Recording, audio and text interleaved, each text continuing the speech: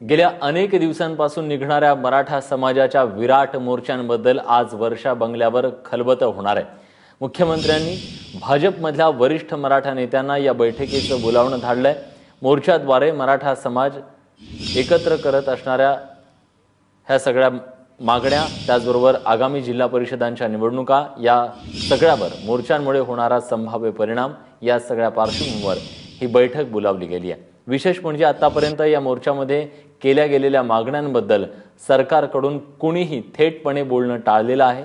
शांततेत निघणाऱ्या या मोर्चांविषयी मराठा समाजाचे मुख्यमंत्र्यांनी आभार मानले असले तरी मागण्यांबद्दल मात्र त्यांनी सरकारची भूमिका स्पष्ट केलेली नाहीये। म्हणून या बैठकीनंतर काही ठोस निर्णय घेतले जातात का याकडे सगळ्यांचं लक्ष आहे। रश्मी पुराणिक आपल्या प्रतिनिधीत आपल्यासोबत आहेत। रश्मी, या बैठकीला कोण कोण आहे आणि काय काय खलबतं होत आहे?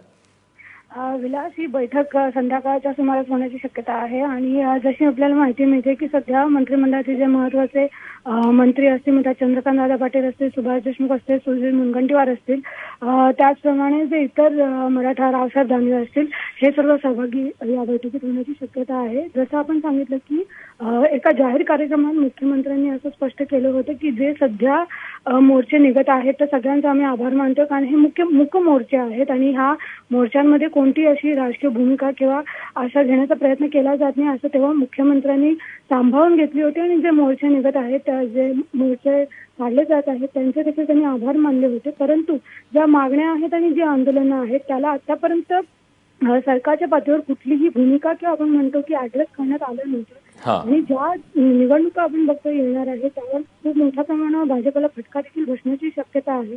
कारण एकीकडे दुसरीकडे काँग्रेस आणि राष्ट्रवादी यावर आक्रमक होताना दिसत आहेत, परंतु भाजपाकडनं मात्र आतापर्यंत काही पावलं उचलण्यास दिसत नव्हतं। त्यामुळे ही आपण बघतो की अशा पद्धतीची पहिली बैठक आहे ज्यामध्ये कुठेतरी भाजपा पक्षपातळीवर आपली एक भूमिका ठरवू शकेल आणि त्यानंतर असणारच राज्य सरकार काय भूमिका घेत आहे याकडे पण लक्ष होईल। पण आपण बघतो की पहिल्यांदा अशा पद्धतीने बैठक घेण्यात येते। आता ज्या बैठकीबाबत अशी कोणतीही माहिती सांगण्यास नकार देण्यात येत आहे। फक्त सध्याची प्राथमिक माहिती मिळाली की अशी बैठक घेण्यात येणार आहे आणि ह्यामध्ये विविध मुद्द्यांवर चर्चा करण्यात येणार आहे की पुढची रणनीती काय असावी पक्षपातळीवर आणि राज्य सरकारतून काय निर्णय घेईल। विलास, नक्कीच या सगळ्या संदर्भात आपली नजर असणाऱ्या या बैठकीकडे धन्यवाद तुम्ही दिलेल्या सगळ्या सविस्तर माहितीबद्दल।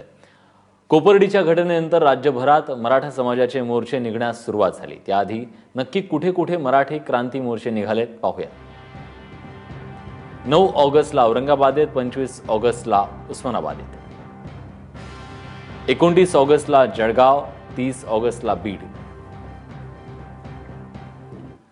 आणि आता आणखी काही जिल्ह्याच्या ठिकाणी हे मोर्चे निघणार आहेत। या मोर्चानंतर आता कुठे कुठे मराठा क्रांती मोर्चे निघणार आहेत ते जाणून घेतोय। 18 सप्टेंबरला नांदेडमध्ये मोर्चा, 19 सप्टेंबरला जालन्यात आहे, 19ला लातूरात, 21 सप्टेंबरला सोलापूर नवी मुंबई, 23 सप्टेंबरला अहमदनगर,